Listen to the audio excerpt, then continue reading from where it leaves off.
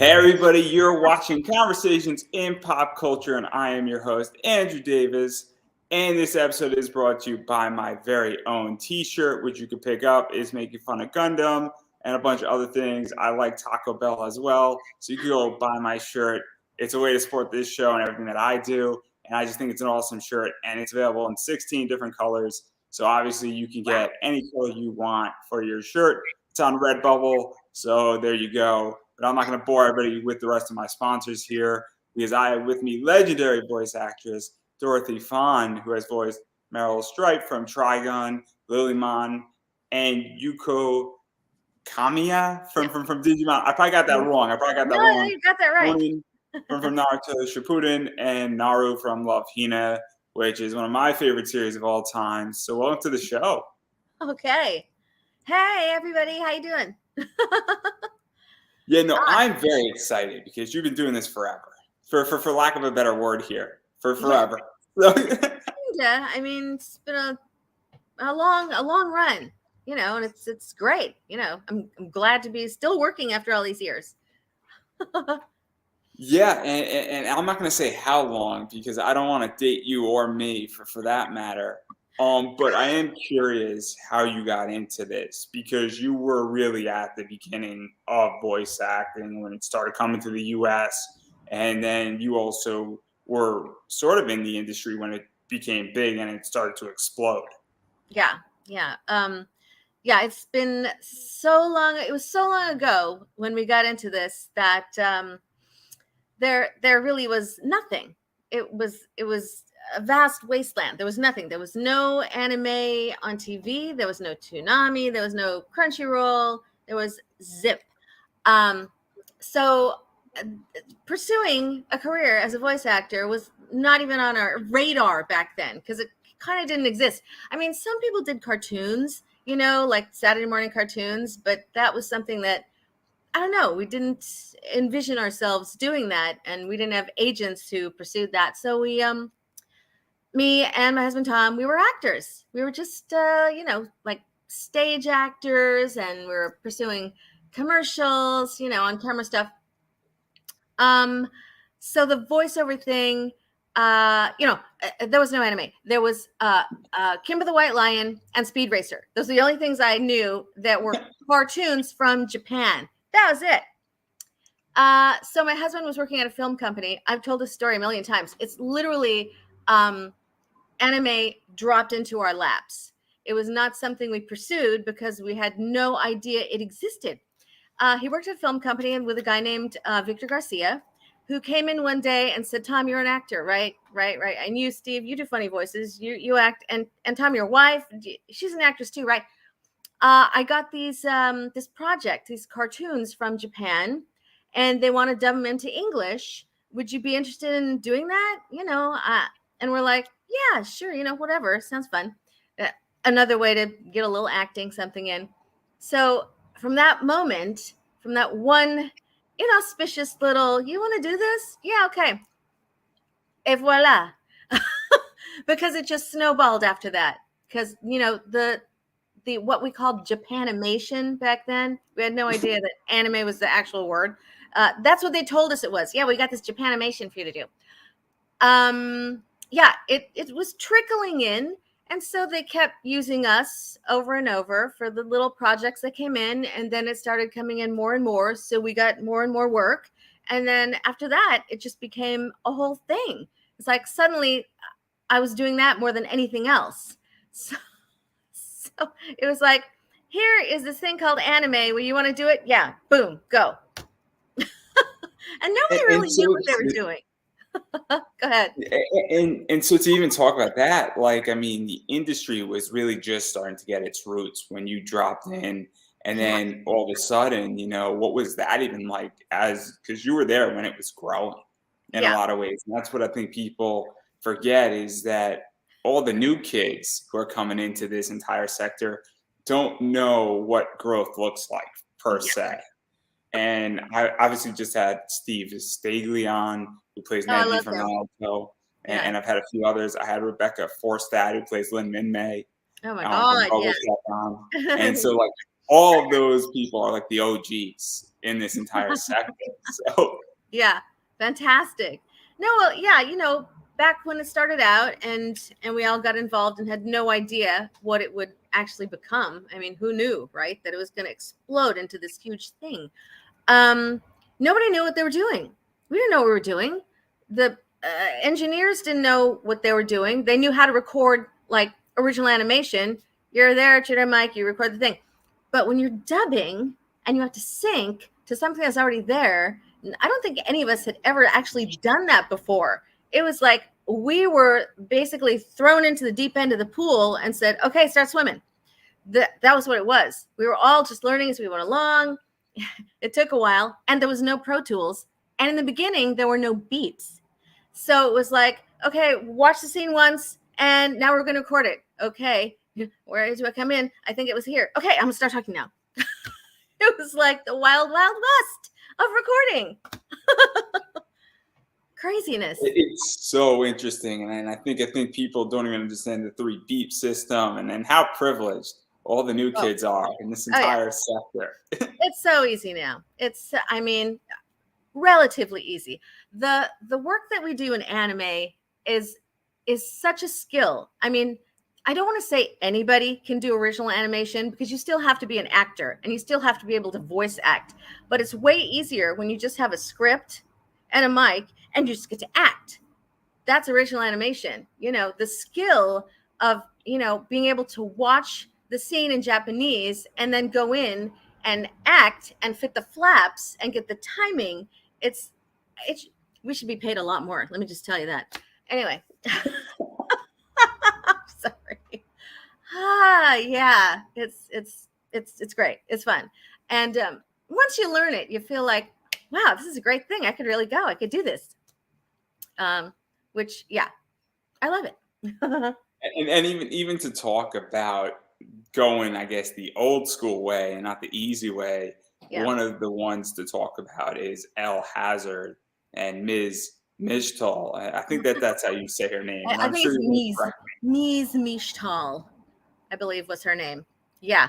And so, yeah, what's the entire story behind this role? Because I like her as a character. That's great. Yeah, she's way back in the beginning.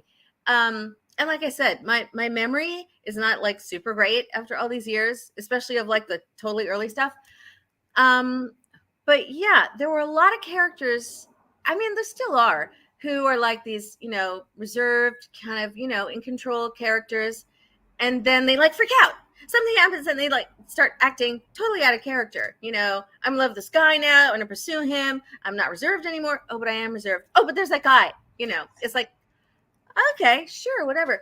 And from the very beginning, I always got these roles that were like either the mom character or the mom type character, the gal in charge, the teacher, the whatever, which is great. I love that. I love playing that.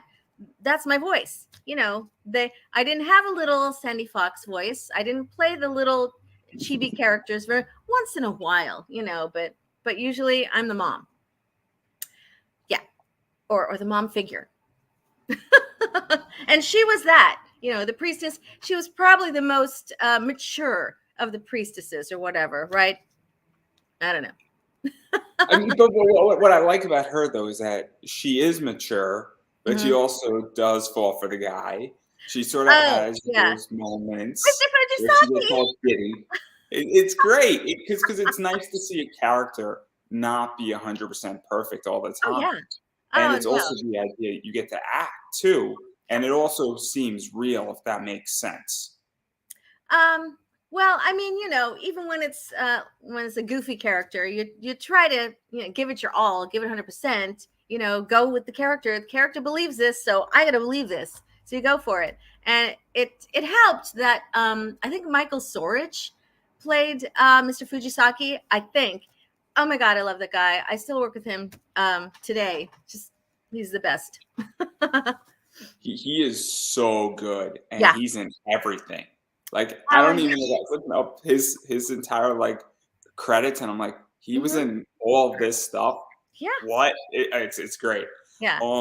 But El Hazard really did open up a bunch of doors, I feel, for you. Because one of the doors it opened up, I felt, was Digimon for Um, you. well, Not directly, but indirectly in a lot yeah, of ways. indirectly. Well, the thing is, like I said back then, no one was pursuing this as a career. So those of us that got in, by like accident or whatever, just because we were actors at the time, and people needed voices for this anime stuff, that they used us all the time. Once we started working with uh, Magnitude 8, we worked out there with Kevin Seymour, and he used us for everything.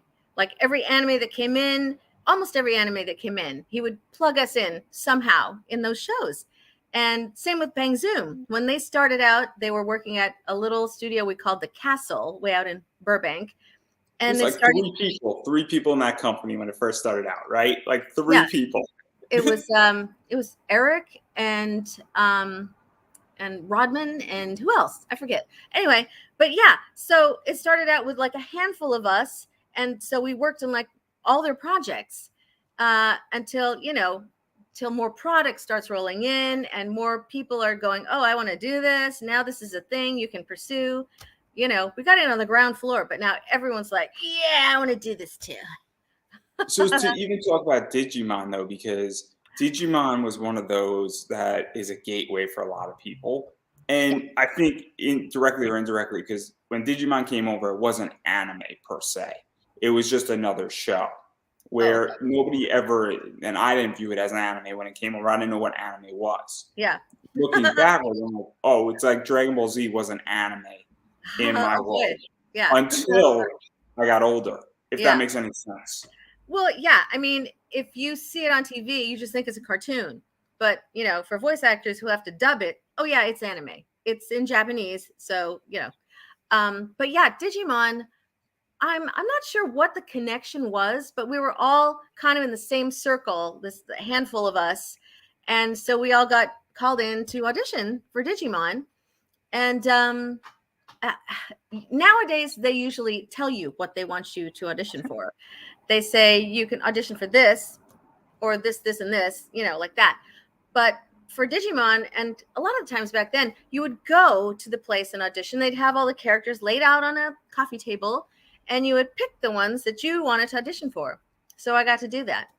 And I think they made the right choice doing Ty's mom and Lilymon, which also was fun because I got to do my own evolution to Rosemon. They didn't cast somebody else to do that. I got to do Rosemon too. Woo! And even to talk about this as well, because obviously Lilymon goes into Digimon 2. I think Lilymon and some other stuff. Obviously, Lilymon has evolved into Rosemon. And then you've just been in so many different, I guess, sequels. And Yeah. I don't know what we call, I guess, spin-offs maybe is another fair word to use with Digimon. Yeah. And what is that like? Because it's almost the gift that keeps on giving in a lot of ways in the anime world. Definitely. And it's just such a big franchise, and it's such an important one too. Yeah, and it's so popular. I mean, it's amazing. Yeah, we meet people at conventions who still say, "Oh my God, Digimon, you were my childhood," and all this stuff, and we're like, "Oh my God, that's like wonderful. I hope it was good." But yeah, Digimon, I was really happy that I got to do all the different iterations of it, and sometimes it was just as a one-off character in like one episode, and sometimes it was like there was Lilymon, and then there was Sunflowmon and Lalamon and Lilamon and of course Rosemon. Got to do all those, but then like me and Tom got to do this fun couple of Babamon and Gigimon, which Mary Elizabeth cast us as that, so we could do the old couple from Princess Bride. And that was one of our, we have little tiny figurines of Babamon and Digimon. Oh my God, it was so fun. That was one of the most fun. They'd bring you in to do like some one-off creature or whatever. But I also got to keep doing Ty's mom because I was Ty's mom. So, I'm in there. And it was great. And it's great being involved in this huge franchise. But to be honest, you can have a completely successful anime career and not be involved in anything big. no Dragon Ball, no Digimon, no Naruto, none of those, and you can still work all the time. It's so huge now. It's like, but I feel blessed that I got to do that. And one of the cool things is that obviously when you do get to work on cool shows like this, everybody knows it, and when you're in an ensemble cast as well. And I know that voice acting, you're typically in the booth alone. Yeah. Very rarely are you ever in the booth with another actor. They might throw you a little joke every once in a while that may or may not be appropriate. We're gonna leave that up the air. Yeah, no, it's really not done. It just isn't, because then you got to worry about two people and their timing and everything at the same time. So if you're doing a take with two, I did one, oh God, what was the show with Brienne Brosey? And we were like a yin and yang little characters. And so they always recorded us together. Thank God. We both kind of knew what we were doing. So I didn't blow the take. She didn't blow the take, but it's just way easier and a time saver so they always record us one at a time. What was the question? Oh, no. I mean, what is it like for you? Because it does have so much merit and it is remembered. And I mean, Digimon, what came out in 1999, 2000, I think it sort of hit, and it's still relevant and there's still new stuff coming out with it. And it's bigger than it's ever been before. I mean, isn't it on Crunchyroll, I think? And isn't it a Digimon Try or it's somewhere? That was the other thing too. They came back with the Digimon Try movies, and so we were back for those. And I'm like, oh my God, this is fantastic! I could do Digimon forever. Wouldn't that be great? That'd be awesome. And I'm married to Agumon, so that's a whole other thing. But yeah, it's amazing when you get to be involved in a show like that just goes on and on and on and on. Because a lot of them nowadays are like 8-10 episodes. One season, maybe two, and then it's done. On to the next thing. But so working on Digimon for years basically was a godsend. Thank you. Yay. And then even as much as I love Digimon, and I can talk about Digimon all the time, obviously had a lot of people on, Jeff Nimoy is a genius. I'm going to leave it at that. Yes. Everybody just I love Jeff Nimoy for so many reasons. He's hilarious. And he was one of the writers of the Digimon movie, which was, for my part, hilarious. Oh my God. I loved doing Ty's mom in that movie. She was such a terrible cook. It's classic. That was a gift, that script. Oh my God. Oh my God, that's another thing too. I mean, Digimon the movie and then even Pokemon the movie. I mean, those were also big deals in America in so many ways. And when we got cast in the thing, we thought it was just another anime because we don't know anything about what's going on in Japan. So when it got like really huge, we were like, oh wow, okay, this is pretty great. Yeah, this is excellent. Oh, great. And Agumon, there are Agumon toys now. Wow, that's pretty amazing. I have one old Lilymon toy, this little figure. But I'm like, okay, where are all the Lilymon figures? Where are they? Why are there none? She needs a Funko Pop. Hello?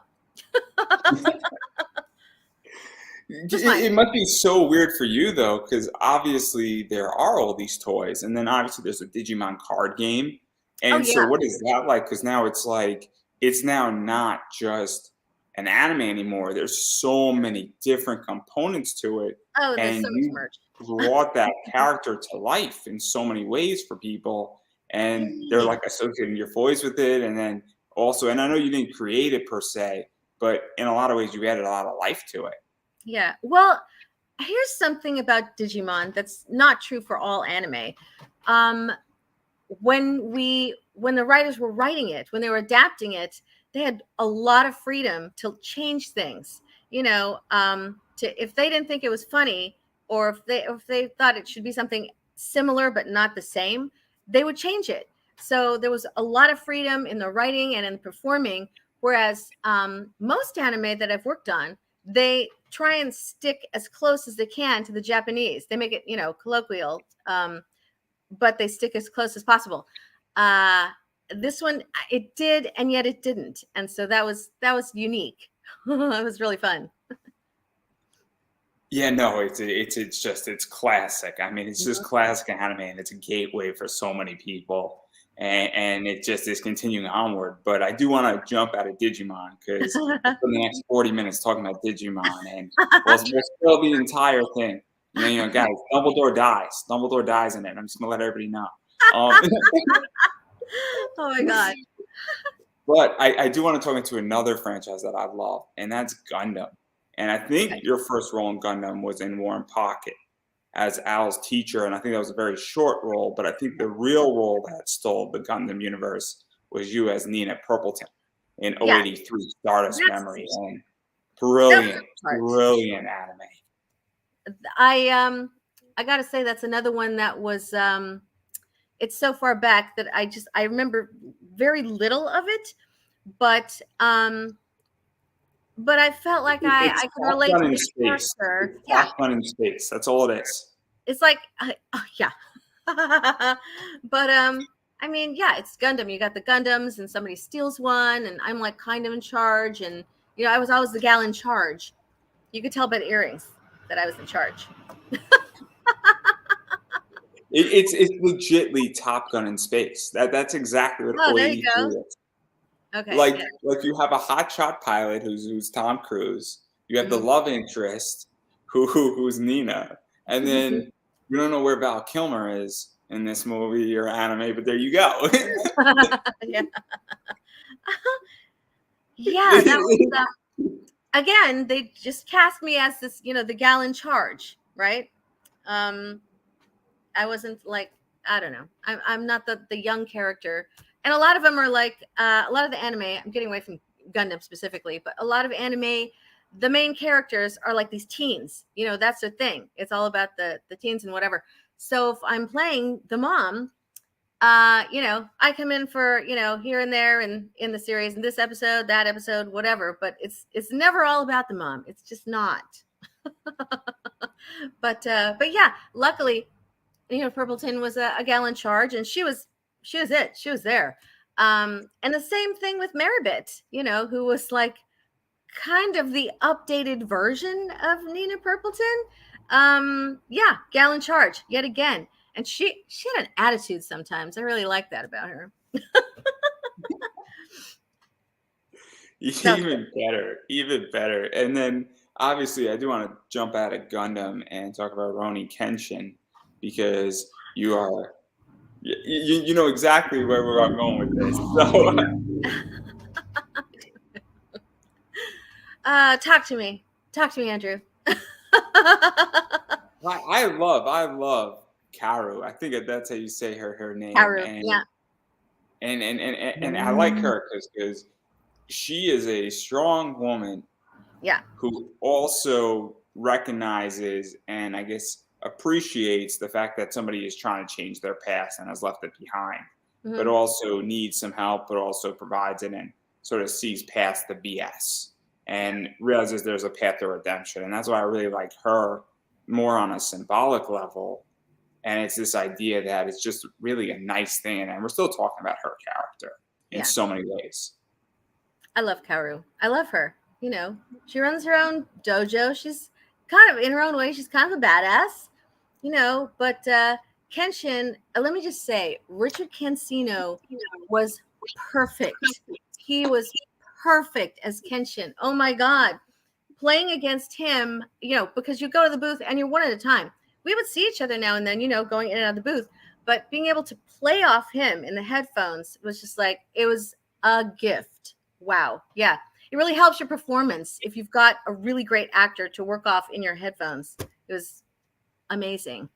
To even talk about that, because obviously you are in the booth alone.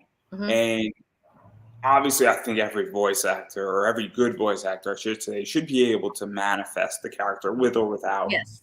per se. Yep. And usually that's You have to. why you're being hired, or maybe, you learn that skill early on if Yeah. you haven't already developed it. But when you do have somebody who has such a great voice, I would imagine like, oh, I know the exact way how to emotionally respond. Yeah, exactly. And Yeah. so I mean, you do it. If no one has recorded the scene before you, if you're the first one recording, you do it. You hit it. You find that and you go there. But like if Richard has recorded before me, it's just God, it's way easier. It just it just flows out of you. It's great.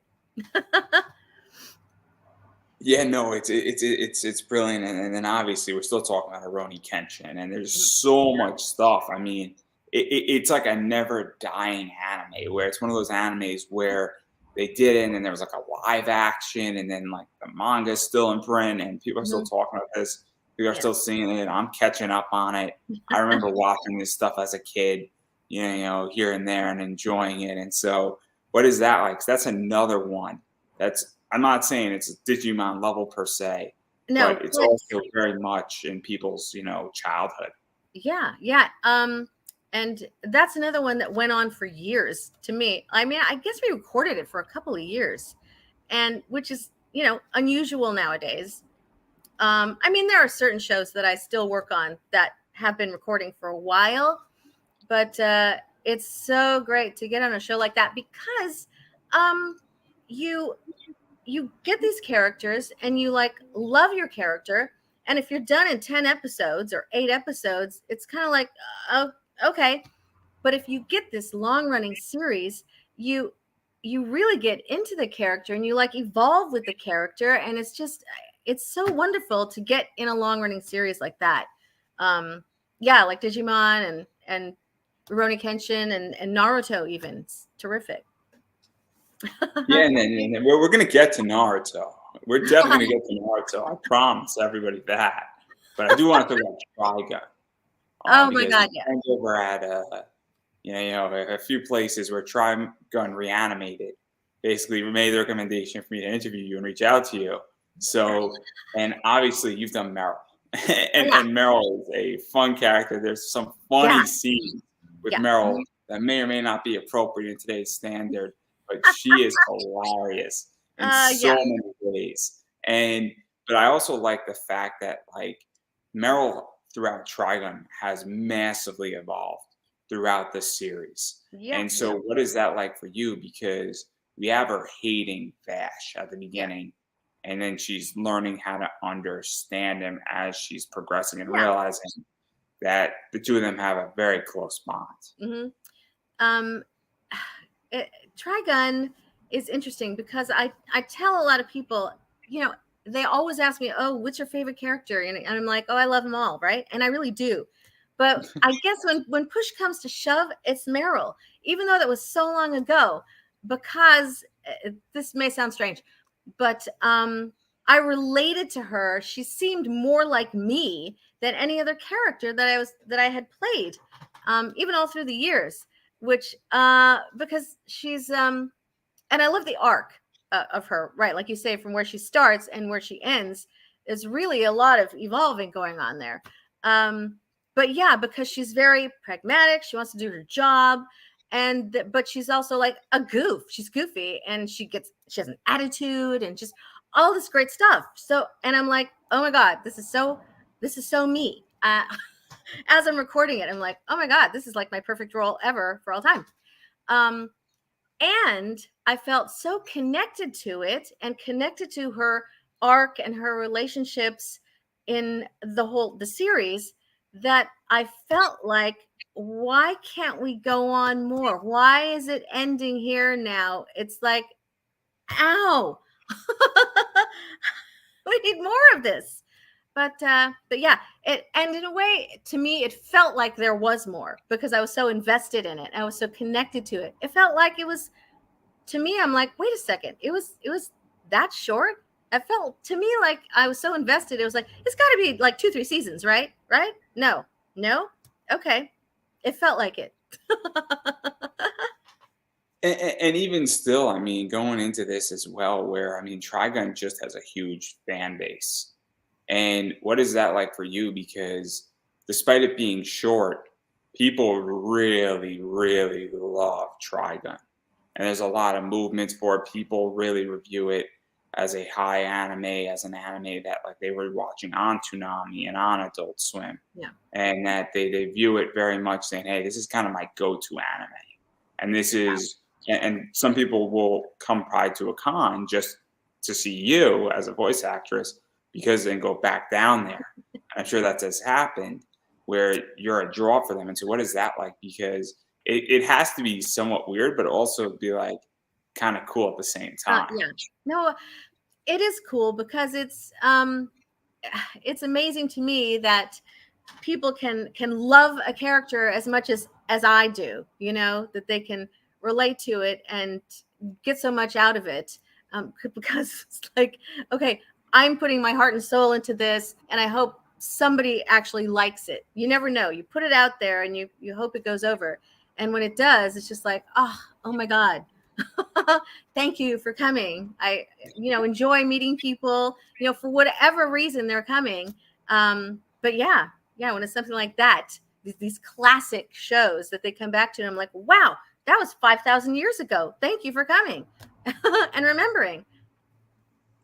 And it's also, I would imagine, cool that people are like, "Hey, I'm still watching Mhm. all of, I don't want to say the old stuff, but like all the good stuff, all the old stuff from 15, 20 years ago." Yeah, And some of this stuff still really holds up well, both I in think so too. animation, voice acting, and I mean, I'm going to be very honest, where there's a lot of good stuff out there Yeah, collectively in media, not just in anime. yeah, And it's very cool where, and I'm guilty of doing it right now, where I'm watching a bunch of old stuff from like the 1990s, and it is still good. And it's kind of crazy that, and in some cases, it's better than what's currently out there in the entire anime world to some degree. So it's super interesting to me. And I yeah, think Trigun sort of fits that yeah. entire, I Well, guess, category. yeah, I mean, and it helps that I think it was like really well cast. I'm like another one that was like perfectly cast. Everyone did such a great job with their roles that had, first of all, you're dealing with a product that is great. It's just great on its own. But then you get the right actors to come in and dub it. Ah, my God, it's fantastic. And of course, there are young people who weren't even around when it first came out, so they're discovering it for the first time. Hey, yeah, thanks for coming. Yeah, I'll sign that Trigun. I could be your mother, but but thank you. So what is that like? Because you probably get people who, I'm 29, so Trigun was just dropping when I was just getting into anime. Yeah. Probably a little too young for Trigun, to be very honest, but I didn't know any better. Oh, nor did my family.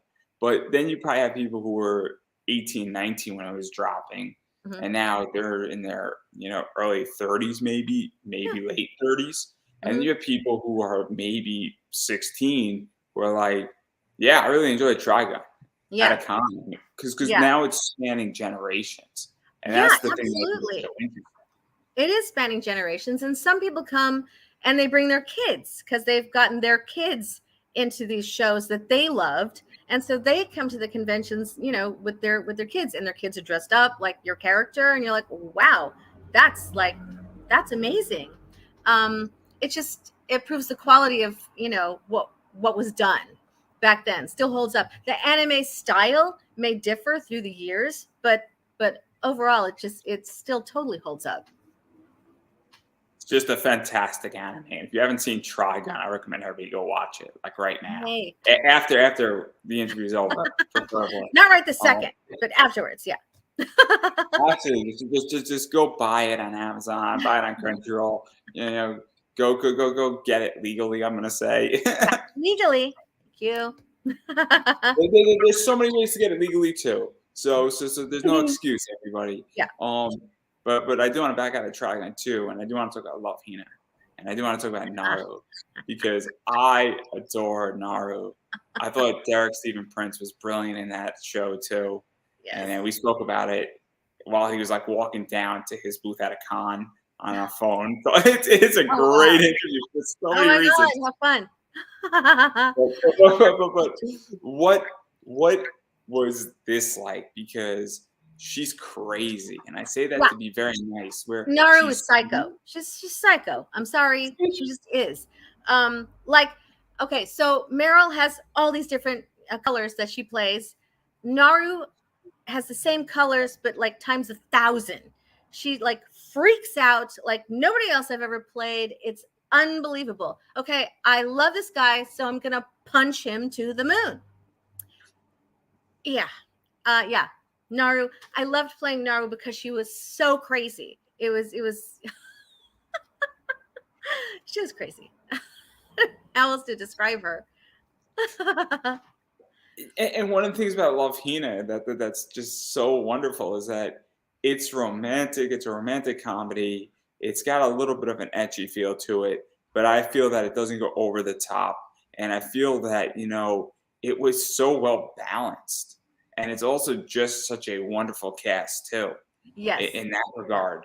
And it's kind of one of those things where it's just such a fun, like it's like I don't want to say it's a wholesome series because it's definitely PG-13, Yeah, but it definitely feels like a whole complete series, if that makes sense. Yeah. Well, it's interesting because that's another one that that kind of went on for a while. It seemed like there was a lot of Love Hina Christmas special, all these, Love Hina things that happened, and that was another one that's really fun to not have this thing just end because it was like, oh, I love this cast. I love Steve Prince.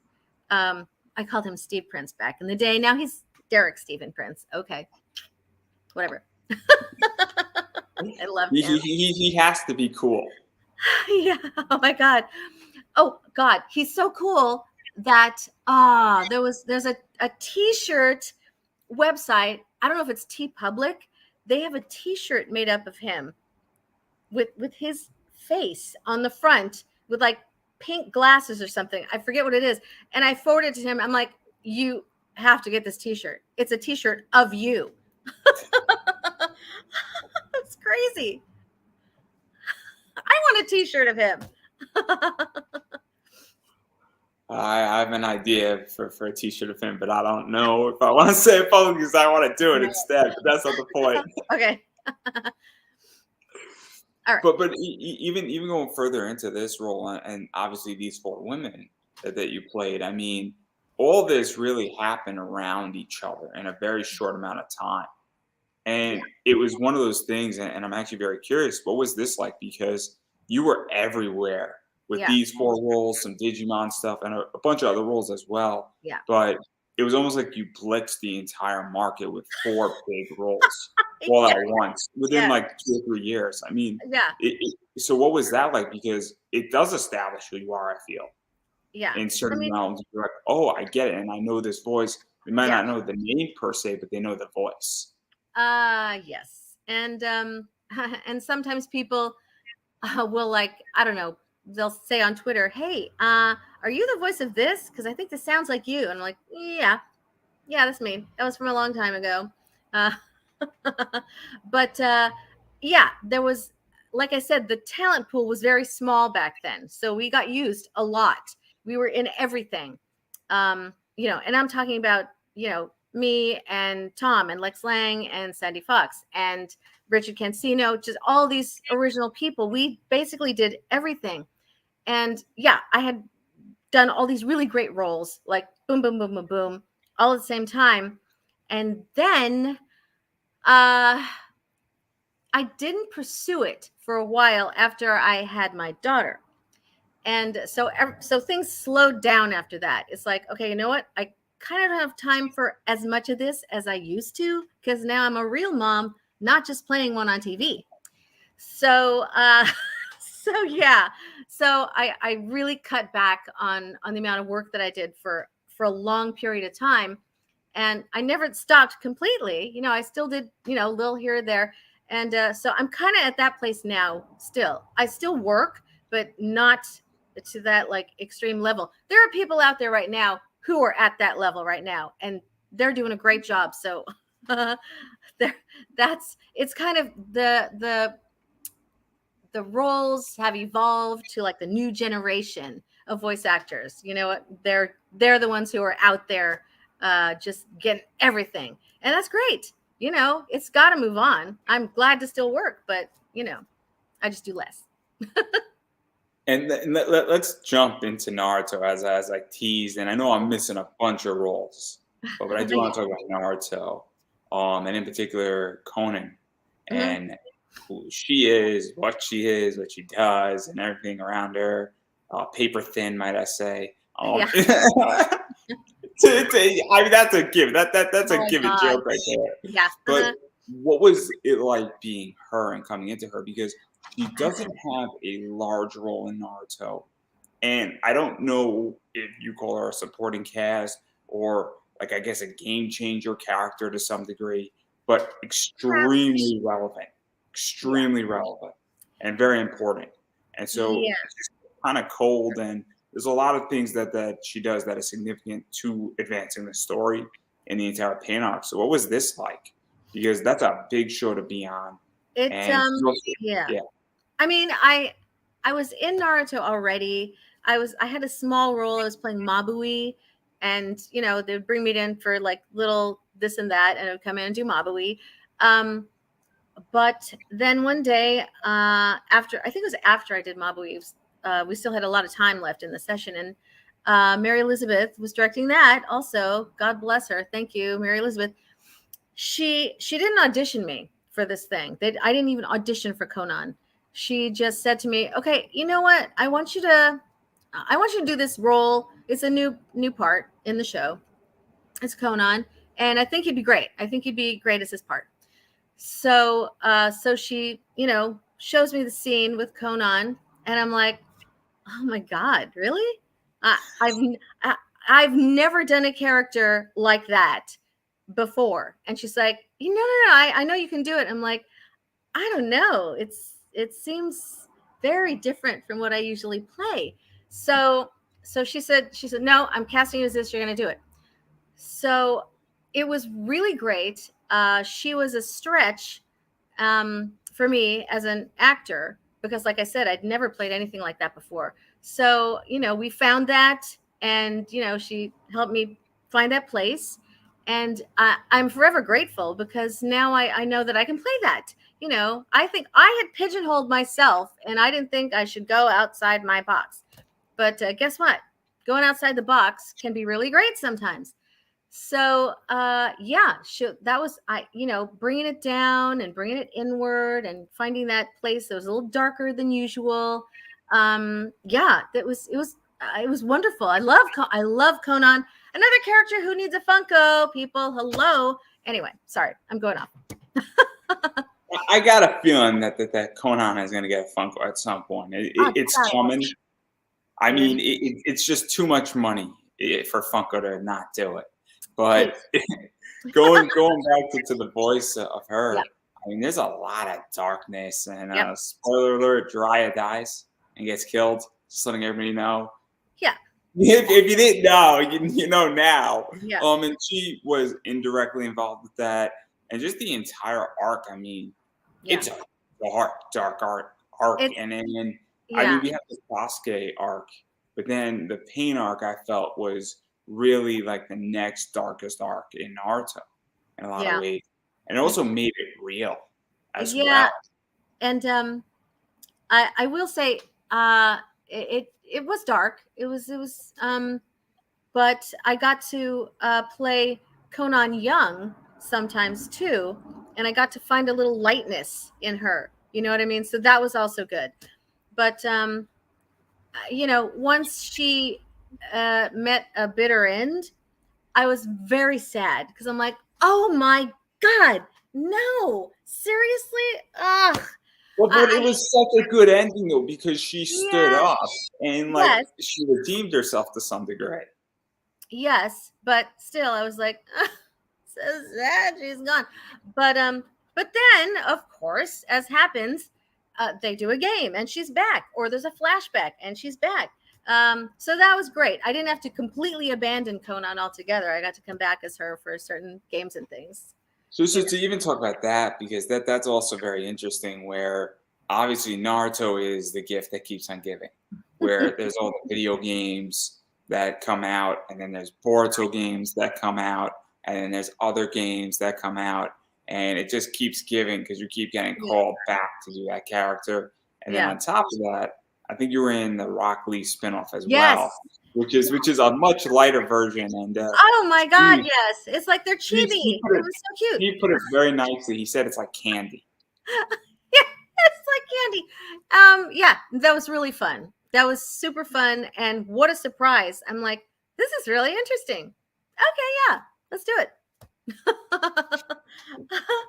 I never imagined that they would, do that, but it was fun.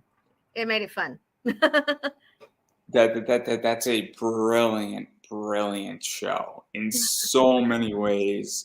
And oh my God, everybody in that. And I think you were a bunch of other characters too, as well. And yeah, I played Sakura in that too, and I don't know, a couple other, but I think it's fun. I think it would be fun to watch. If you haven't seen Rock Lee, you should watch it. It's fun. Come on, guys. The way I describe it is that if you want to get completely hammered on Friday and you don't want to leave your bed and you just want something that's going to ease you to sleep, that's the perfect show. Whether I'm supposed to be selling Naruto or not, I don't really know if that's the correct selling point, but that's how I do it at the very least. Why not? And it's just absolutely brilliant in so many ways. And then there's two more things I want to talk about, and I'm gonna get the name wrong. It's Danganronpa. Danganronpa. I gave up before I started. I know there's like a half bear rabbit in there. I know there's like something else. Everybody's been in it, and I don't know anything about this. It just looks super trippy in so many ways. And I know you were like something in the anime. I know you were something in the video games. I know it like matched up in consistency, and then it was inconsistent. I don't know anything about this. No, I was not in the anime. I was only in the games, and it is trippy and violent, but also fun, which is weird. It's a weird combination. But yeah, I got to play Chihiro in Danganronpa Trigger Happy Havoc, which was a great part. Oh my God, I love Chihiro so much. And Sayaka also, who she didn't last long. She was very cute, but she didn't last long. And then I got to play Tsumugi in Danganronpa V3, Killing Harmony. When killing is in the title, it's going to be some violence. So yeah, it was great fun. Great fun. When you work on a game, it's not like anime because it's more like original animation because you have your script on the screen. And they just go line by line. You record line by line. So you don't have to sync. Once in a while in a game, there'll be little scenes that you have to sync. And that's great. But for the most part, it's just acting, baby. It's just acting. and those are great. And also, I think with games, sometimes if it's a fighting game or if you have a health bar, you might have to record the line 2 or 3 times. Not because you messed up, but because low health, super health, medium health. And, those are almost like efforts from my understanding. Yeah. Yeah. There's they'll put out a game and you'll have this is the other thing. When you record anime, most of the time you have 2-hour sessions. It's recorded in 2-hour blocks. Most of the time. Games, 4 hours. 4-hour session. So you got to take care of that voice, baby. Like you with the 8 hours. Oh my God. You gotta have. For those who don't know, I this weekend I did an 8-hour recording session for a class that's launching in October, and it's not 8 hours of content. It's 8 hours because I did 2 takes to figure out which take is better. So it's a lot. It's a lot, and it is a lot. This show had a lot of water and a lot of tea. Mm-hmm. A lot of tea and water helped. Yeah, I also need cough drops. I gotta have that with me too. And so, but yeah, we would have a break every hour. Record for an hour, take a 5-minute break, record another hour, 5-minute break, like that. So it's not like solid 4 hours. It can be a solid 2 hours if you're recording anime, unless you're way ahead and they're like, let's take a 10 and come back, But yeah, those games are fantastic. Love them. also, I'm going to just say, because I can, the pay is a little bit better in video games. The pay is a lot better. Okay, here's the thing. Again, original animation pays you a crap ton of money. Games pay you half a crap ton of money. And both of them are easier to do than syncing in anime, in which you get paid that much. I don't know. It doesn't make sense. It's completely illogical, highly illogical, but that's the way it is. And then obviously backing out of the games before we both get canceled for this. So let's try to get us uncanceled and talk about Sailor Moon Crystals, because that's a fun one too. Yeah. Okay. Sailor Moon, I got to play several characters in that in recent years. Not back in the day. I was not involved in it way back then. But yeah, I played Cyprian and Patillo, these two, a red and a blue, like they're like twin evil characters. And so they sounded very similar. They just wanted one to sound like slightly older, even though they're twins. So, and that was fun. It was two things.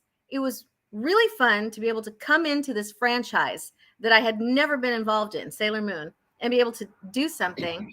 On the other hand, I felt like the outsider, like the new kid at school, you know, because everybody who's working on that show has been doing it for 1,000 years, right? And then I came in, I'm like, okay, what are we doing? Okay, you know.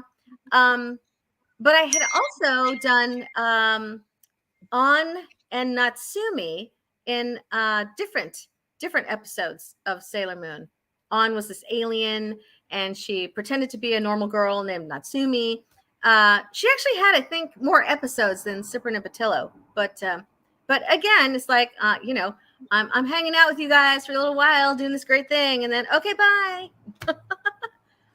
But it was fun. And even to go further into that, and maybe I'm coming in as more of a fan when I ask this question, I would imagine there are bucket list things that you get to do as an anime fan, and every voice actor has to have at least one show they're like, I want to just work on this show because it's just a legendary anime. Sailor Moon could be that. There's a few others. So what is it sort of like that too? That you're like, oh man, even if I only get one episode, I got to work on this amazing anime that everybody in the world knows. Yeah, that was absolutely part of it. I was thrilled to just be involved in a small way, playing these characters for like a couple episodes and these other characters for a couple episodes. You know, I mean, being a sailor, that would have been a dream come true, but they're all taken. So I get to do these little guys. But yeah, that was definitely a bucket list show to get on, to be involved with. And then also, what were we saying? No, go ahead. And then I was going to dive into another bucket list that might be the future bucket list, and that's Demon Slayer, which is the last one we're going to talk about. I lied. We're not doing two. We're doing one more, I promise. And then Demon Slayer, I promise everybody. Okay. And this is like the ultimate mom role, for lack of a better word, right now. Yeah. And then it's Kei Kamado, I think. Kei Kamado, yeah.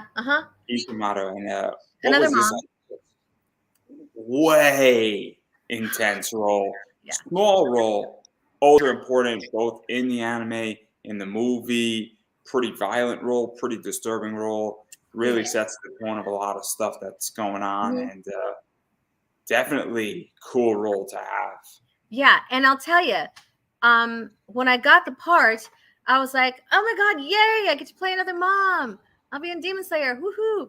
So I go into my first session, and oh, this is great. This is great.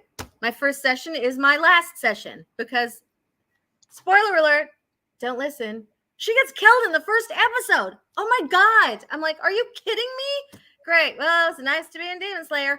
But I didn't know that, you know, she comes back in dreams and she talks to Nezuko and, you know, and there's flashbacks or whatever to, you know, her childhood. I got to sing her a lullaby, you know, so thank goodness there was more for her to do. But yeah, and even going into the movie too. Yes. Yeah. Oh, yeah. That was like original stuff, I think, because I'm not completely versed in Demon Slayer. Yeah. But even the movie, I think, was one of the highest grossing anime movies of all time. It was amazing. Well. I was shocked that it was rated R. I did not know that when I Really? saw it. I didn't know that. It was a rated R. Like, I'm at the movie and they're asking for my Wow. ID, and I'm like, why? And I'm like, oh, sir, this is a rated R movie. I mean, I'm 29, so that wasn't the What? problem. Like, I was like, Seriously? I had it no didn't idea. even occur to me. It I didn't had no occur to me. Yeah. Oh my God. No, I had no idea. Yeah. So 90% of the time, 99% of the time, the mom's Kia's like when she's talking to Nesco or she's in a dream or something, she's her, her normal self, her caring, loving, encouraging self. But there was this weirdo moment in, I think there are two movies. Aren't there two movies? I don't know. In one of the movies, where she was like kind of evil. I don't know. God, I can't remember. But yeah, so that was different. I'm like, oh, this is interesting. Ugh. But and she had to learn a little song in one of the recent episodes, which was I have sung in different anime or anime movies or whatever before, but this one it was difficult because it started out like a little song with a little tune, and then it started going all over the place, and I don't know what I'm supposed to sing. Wait a minute. It was so off to me because it wasn't in 4/4 time. It didn't have a beautiful melody to follow easy. I literally had to get a piece of blank sheet music and write out the notes so that I could sing this song. Oh my God. I mean, it came out good. I think it came out fine, but that was a challenge that you don't run into very often. It's interesting. Well, as I stated, I'm not completely versed and all caught up in Demon Slayer. Okay. I know what's going on. I did go see the movie in the theaters a while back. It's the Yeah. first movie I saw during the COVID era. Okay. So it was well worth it. Well Mhm. worth it. Super happy that I saw it. It was a packed theater, which was crazy. The whole Wow. entire theater was excited. Basically, you had to buy tickets in groups, so they put a Interesting. seat in between everybody, which was sort of cool. Unless you were Oh, sitting okay. next to your friends. It was a Yeah. cool idea. It was a lot of fun, but it was a packed theater even with that. Yeah. And it was wild. And obviously, Demon Slayer is just one of the most popular animes and mangas in the world right now. Oh my So God. Yeah, I agree. Only because we didn't do anything for 2 years. We didn't go to conventions. There was nothing happening because of the pandemic. So I had not been to a convention since 2019, and then we went to our first one earlier this year, and I saw billions of Tanjiros walking around. I'm like, oh my God, they're everywhere. It's Demon Slayer on parade here. Crazy, but great. I love that it's so popular. It's fantastic. I mean, I'm like on episode 3. I'm like the worst Demon Slayer fan out there. That's fine. I'm a little scared about the insect, arc. It's gonna freak me out. Oh yeah. It's gonna freak me out, and I'm not gonna be very happy about it. That's a personal problem. I'm not. But I digress right there. Nice. Obviously, it is a great role that you have with this, and it's just a great show because Yeah. it's just one of the top 5 shows out there right now in the anime world. I'm really happy to be on it. And it's super, super interesting in so many ways. But obviously, I'm missing a bunch of your roles here, and I do want to talk briefly about the business and back out of the entire roles. And I am curious how you see the anime voice acting world evolving, and even the con world evolving, because obviously COVID has changed things dramatically. Oh, yeah. Well, as far as that goes, when everything shut down, the voice actors that had home booths already, just the work just kept going. They just started working from home. But a lot of us didn't have, home recording booths. So we had to play a game of catch up in order to keep working. We had to create a booth, find a closet we can use and soundproof this and get a better mic. And just, I don't know how much money I spent to get this thing going so that I could keep working in 2020 and 2021 till the studios started opening back up again, which was great. But now that all these people have these home booths, it opens up so many other markets that they can work in. you can work with Texas now because you have a home booth. You can work with New York. You can work with anyone anywhere now because you have a home booth. So it opens up a whole new world of being able to do voiceover. Because up until the pandemic, I only did auditions from home, where I did them in my closet. It was good enough for auditions, but not for working. I wasn't good enough for working. Now it is. But I only worked in studios, and a lot of us only worked in studios. There was a small percentage of people who were already doing all kinds of work with different people. So that's great. That opens up a whole new world. And there's so much content now. There is so much content. And also there are so many voice actors now. So many. So it's a good thing there's a lot of work because there are an exponentially larger pool of actors to deal with. Yeah, no, I agree. And then obviously, I mean, I'm on the con side and of things, and I have my own opinions about that, where I think that because this show is a direct response to the fact that everything was shut down in 2020 in March. Yeah, I noticed that a lot of podcasts started popping up because there were no conventions. How do we connect with people, right? So first 3 months were golden. Nobody was in the space, and I was just like, I have all this skill stuff. And then what's actually happened now is that a lot of shows have actually tapered off because people have no idea how much effort goes into doing something like this. And it seems like it's easy from not even a technology standpoint, but just how do you ask a question? It sounds crazy how to build a show's format. But that's a different, complete discussion for a different day. That's my next class. That'll take me 16 hours to record, and my voice will be really hoarse. If you would like to learn how to do that, you have to wait till December. No, I'm joking. I am not going to teach podcasting. There are plenty of other people who are more qualified than me to teach that. I also like talking about money a lot more, but that's not the point. but yeah, no, it's fascinating, and obviously, I think COVID has, hate to say it this way, but COVID has had a very good, I think, situation where it has forced pruning and it has forced evolution. And obviously, I would have preferred that evolution to happen in a much more peaceful and non-destructive way. But I do think that it has evolved the voice acting world in a much better way because honestly, there's a lot of talented people in California who would do great in roles at Funimation / Crunchyroll and vice versa. So yeah, I've even gotten to work with them a few times, and that never would have happened without the pandemic. That's probably the only good thing that's happened. Maybe not the only good thing, but one of the few good things that happened because of the pandemic.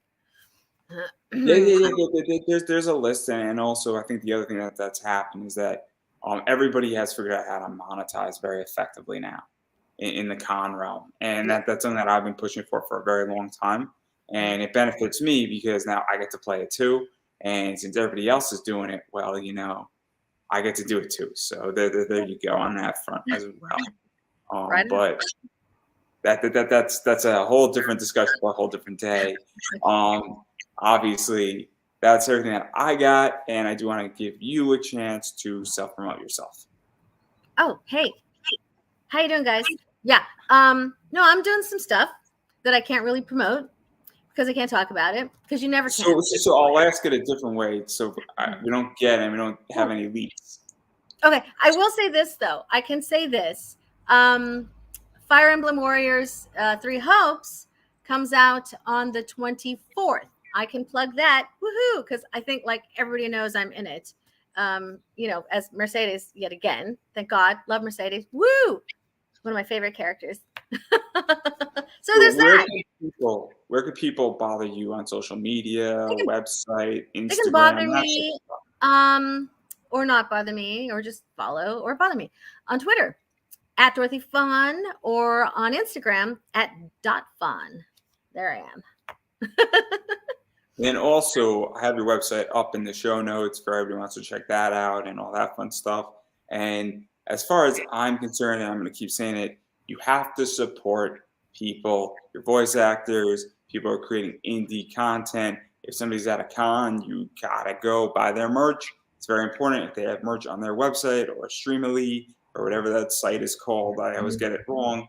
Gotta support them there because it does help to subsidize, any industry, as well as COVID still has massive effects on everybody, and everybody's playing catch up to some degree. Yeah. Also, you can tweet out at people. If you like somebody's voice in an anime, be like, great job, and send out that tweet because it actually does mean something now. And it also tells a studio, oh, you like this type of voice. They do watch it, whether they want to admit it or not. And all of a sudden, somebody has 100,000 retweets that they did a fantastic job in a show. You think a company's not going to pay attention? Of course they do. It's very important in that regard. Also, you know what it is? If you're at a con, you take a picture with the voice actor, they may or may not retweet it, but if you put it up on Twitter, they might retweet it. It's kind of cool, or might like it on Instagram. All that stuff is super important. And even beyond all that stuff, if you want to be informed on anything they're doing, Twitter, Instagram, websites, press releases, Facebook pages, that's kind of where you get your news. So I recommend everybody doing that in that realm. As far as I'm concerned, I'm very easy. Obviously, my social media is down below. It's Pop Anime Comics on Twitter, Pop Anime Comics on Instagram, Pop Anime Comics on Facebook. It's nice and simple. You can come bother me there. You can go buy my t-shirt on Redbubble. It's a Gundam t-shirt. It's Amuro Ray eating a taco, because I like tacos and I like Taco Bell and I like I made Amuro tacos Ray. last night. I love tacos. They're fantastic. I mean, It's Taco Tuesday, guys. But he's eating a taco, and the shirt is that I don't always eat tacos, but when I do, it's at Londo Bell, which is the Earth Federation in Char's counterattack. So Taco Bell, Londo Bell rhymes, kind of.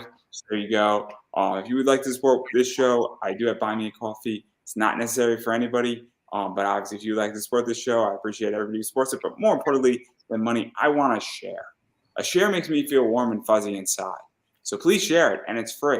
So I really appreciate when people share it. It's like a hug, but it's virtual. A like is good too, guys. A like is good too, or a subscribe on YouTube. Makes me feel special. But enough of me selling and chilling here. I'm going to give you the final word. Final word. Stay safe, everybody. Love one another. Peace and love, most important thing. Or love and peace. That way. And donuts. I don't think I could have said that any better myself, everybody. So that is a wrap.